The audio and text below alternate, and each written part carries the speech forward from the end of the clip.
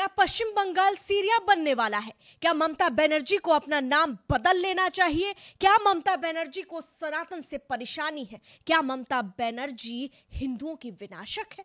ये तमाम सवाल आज लोगों के द्वारा ममता बनर्जी पर उठाए जा रहे हैं। ममता बनर्जी पश्चिम बंगाल की मुख्यमंत्री हैं, लेकिन भारतीय जनता पार्टी जो एक तरफ उन्हें घेरती नजर आती है, तो वहीं अब लोगों का गुस्सा और आक्रोश फूट पड़ा है। पिछले दिनों हमने आपको बताया था कि ऑक्सफोर्ड यूनिवर्सिटी के केलॉज कॉलेज में ममता बनर्जी को बुलाया गया था मेहमान के तौर पर। वहां के वाइस चांसलर ने उन्हें खास तौर पर, विशेष तौर पर उन्हें बुलाया था, लोगों के साथ संबोधन था, लेकिन ममता बनर्जी को वहां विरोध का सामना करना पड़ा और लोगों ने उन्हें गो बैक के नारे के साथ जाने को कहा। ममता बनर्जी उस यूनिवर्सिटी के कॉलेज में जब बातचीत कर रही थी, संबोधन कर रही थी, इस दौरान उन्होंने ये भी कहा कि मैं किसी से डरती नहीं हूं, अगर आपको राजनीति करनी है तो पश्चिम बंगाल आइए। अब ऐसे में उसके बाद जब ईद का समय आया, पिछले दिनों पूरे देश भर में, पूरी दुनिया में ईद का त्योहार मनाया गया, लेकिन पश्चिम बंगाल की मुख्यमंत्री ममता बनर्जी ने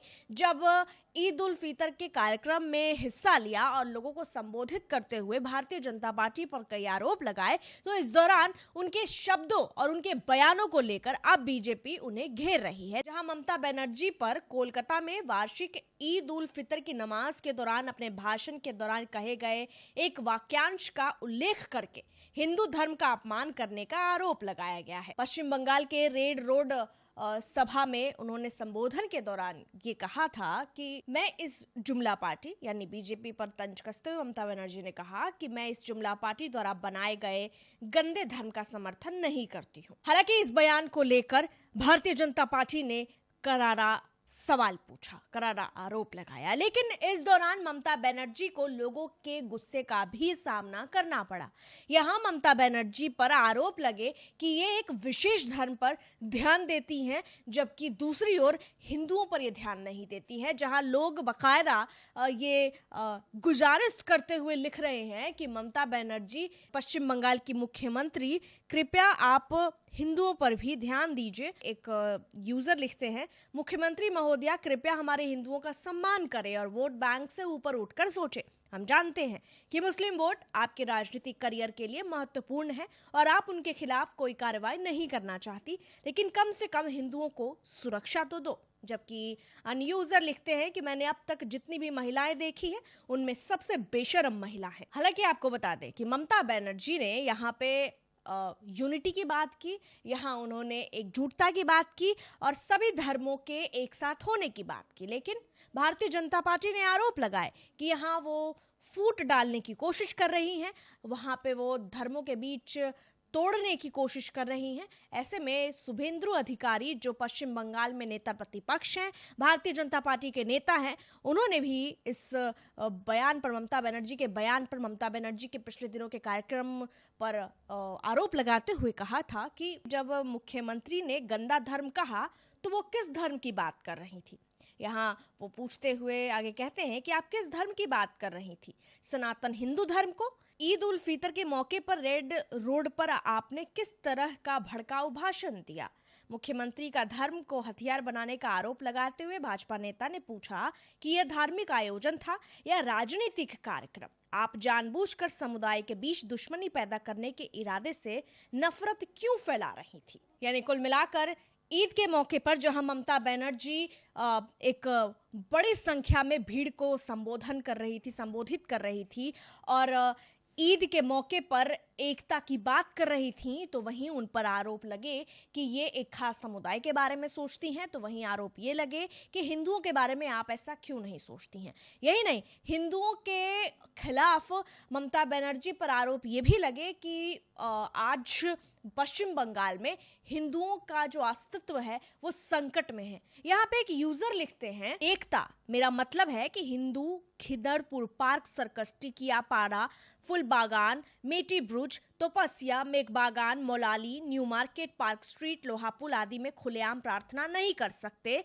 ये कैसी एकता है मैडम?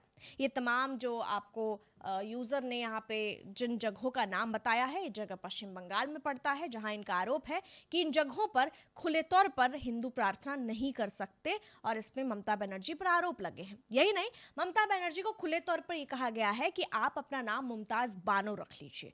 एक नहीं, दो नहीं, ऐसे तमाम यूजर्स हैं जिन्होंने ममता बनर्जी को अपना नाम बदल देने की हिदायत दी है। बहरहाल यहाँ पे अन्य यूजर भी हैं जिन्होंने आगे लिखा है, जहाँ पे ममता बनर्जी ने बाकायदा अपने सोशल मीडिया पर ईद उल फितर के दौरान जो कार्यक्रम में हिस्सा लिया था और जो उनके तमाम भाषण हैं उनको उन्होंने पर शेयर किया। इसी पर कमेंट करते हुए यूजर ने लिखा, यह ममता हिंदू धर्म की विनाशक है। जबकि अन्य लिखते हैं, आपकी यूके यात्रा कैसी रही, दया आ रही है। ऑक्सफोर्ड में ओरोपल ने आपको चले जाने के लिए कहा था, ऑर्डर निकालो। अन्य यूजर लिखते हैं, हमने जो बंगाल देखा वो आज का बंगाल नहीं है, ये वामपंथियों का घर बन गया है।